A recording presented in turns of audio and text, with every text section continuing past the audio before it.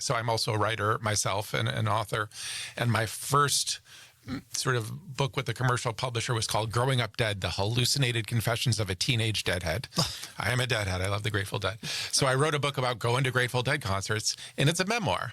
And because I followed the Grateful Dead on the road and did all sorts of different things that are associated with the Grateful Dead on the road and so forth. And I was a young parent at that point. And so I was essentially like outing myself, admitting all sorts of, ne'er-do-well behavior, let's say, in print. And I had written many things over the years, and quite honestly, like some people would read it, but it was never a big audience, right? So I wrote that book almost like, you know what, forget it. I'll just tell the truth. I'll just tell this story, right? Because nobody's going to read it anyway, because I've been doing this for a long time. And of course, that's the one that people got interested in, and it got picked up, and I got an agent and all this different stuff. So I ended up going, now I'm doing like radio shows around the country and going out to San Francisco and being on KFOG, on their morning show, and just doing all sorts of stuff and having articles and reviews and stuff like that. And it kind of threw me because I'd never had anybody really pay attention. And now they were paying attention to this thing that was like really like my life, just raw, laid out there.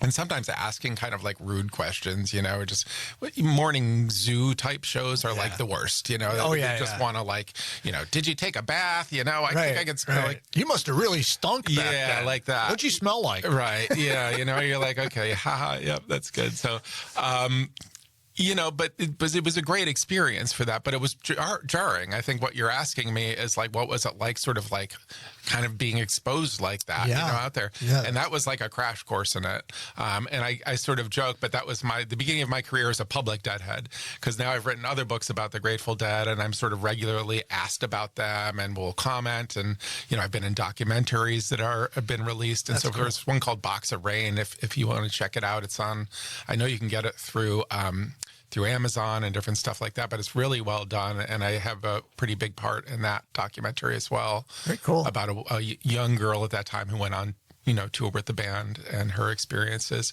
So that's been really rewarding because I still love that music. I listen to it all the time. I go to the concerts, and I think it's given me the ability to sort of translate what I think the value of that is to other generations. And I think, to be able to express things that people have lived through, but they can't necessarily express it themselves.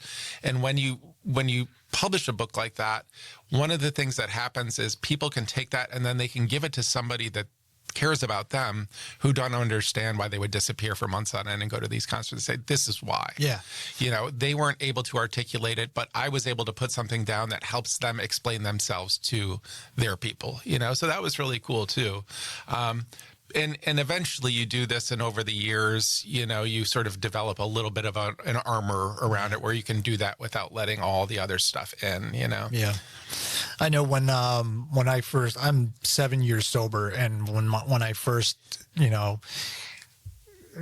announced it, this was when I was doing a morning radio show, and I started talking about it on the podcast and talking about it more publicly. And I remember some people close to me were like, how do you, are you sure you want to let people into that part of your life? And when I got the messages from people that said, thank you for saying that stuff, because this is stuff that I've been wanting to say, but I've been interested, I'm going through these things, and you've encouraged me to take that step.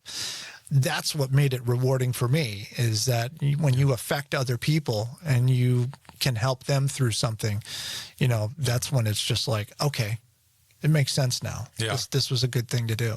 Well, I met with my sponsor right before this interview.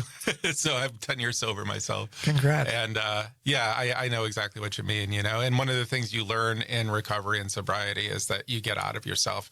And once you start giving back in that way, that's when the real recovery happens, right? It's not all about me, Absolutely. right? It's like you got to give it away to get it.